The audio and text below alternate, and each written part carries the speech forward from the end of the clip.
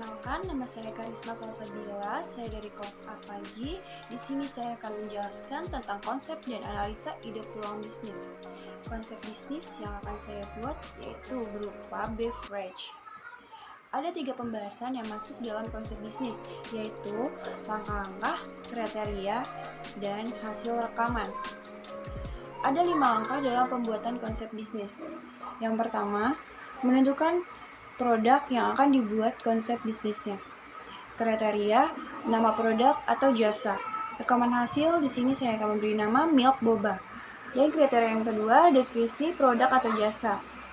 Rekaman hasilnya, minuman segar dan sehat dengan kandungan susu dan boba sehingga tidak bosan saat meminum.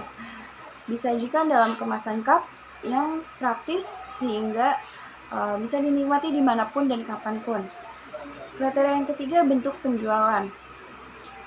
Rekaman hasilnya, saya menjual satuan minuman yang dijual secara datang langsung ke tempat atau bisa diorder via aplikasi. Langkah yang kedua, mengidentifikasikan target pasar.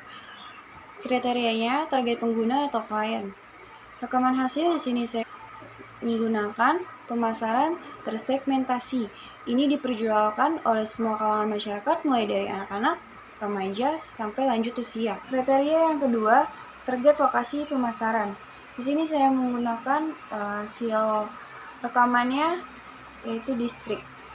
Langkah yang ketiga, mengidentifikasikan alasan pengembangan produk. Ada 2 kriteria yaitu kesenjangan produk atau jasa. Rekaman hasilnya di sini saya menggunakan kualitas. Dan kriteria yang kedua, peluang pasar. Rekaman hasilnya pengembangan produk. Langkah yang keempat, mengembangkan fitur spesial. Di sini ada 4 kriteria. Yang pertama, tujuan produk atau jasa penggunaan. Rekaman hasilnya produk kenyamanan. Ini adalah jenis produk yang dibeli konsumen berulang kali. Kriteria yang kedua, fitur-fitur utama yang ditawarkan. Rekaman hasilnya, sini saya menggunakan rasa karena memastikan rasa yang enak dan segar untuk dikonsumsi.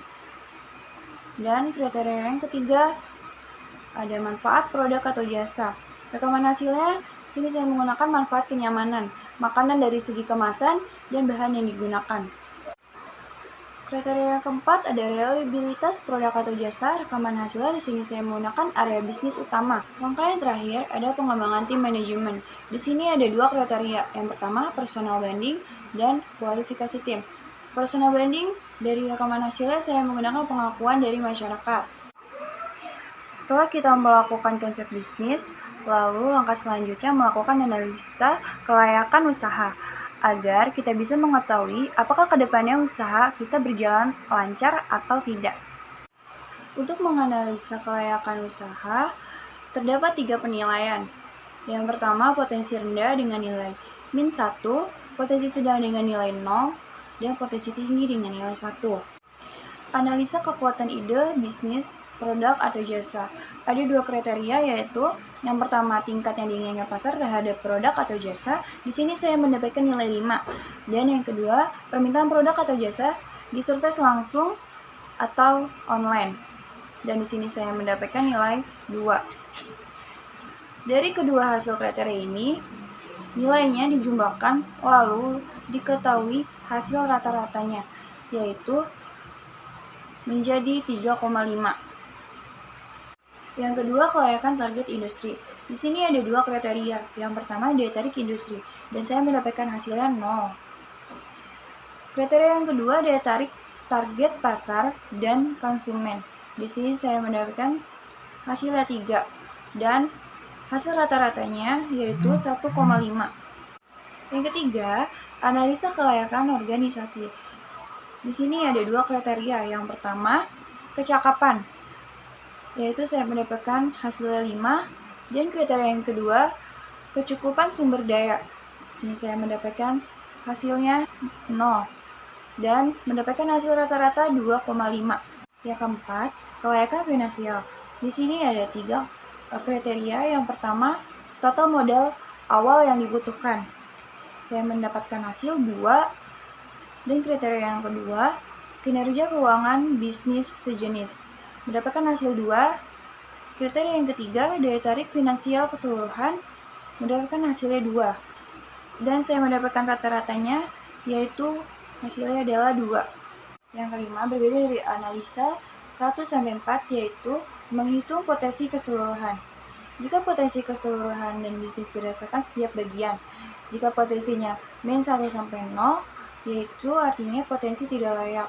Jika lebih dari 0-2, yaitu potensi layak. Dan jika lebih dari 2, yaitu potensi sangat layak. Dan saya akan menguraikan hasil dari bagian 1-4. Bagian 1 yaitu kekuatan ide bisnis. Hasilnya di sini saya mendapatkan 3,5, yang artinya potensi usaha saya sangat layak. Dan di bagian 2 yaitu isu terkait industri atau pasar, saya mendapatkan poin 1,5, yang artinya potensi layak. Bagian ketiga, kelayakan organisasi, dan sini saya mendapatkan hasilnya 2,5, yaitu potensi bisnis saya sangat layak. Dan bagian 4, isu finansial. Sini saya mendapatkan poin 2, yaitu sangat layak. Dari penilaian keseluruhan, rata-rata hasilnya saya mendapatkan 2,37, yang artinya bisnis saya potensinya sangat layak. Dapat disimpulkan bahwa ide bisnis saya berpotensi sangat layak untuk dikembangkan dan segera ditindaklanjuti langkah-langkah pengembangan bisnis ke depannya. Cukup sekian kejelasan konsep dan analisa ide peluang bisnis dari saya. Terima kasih.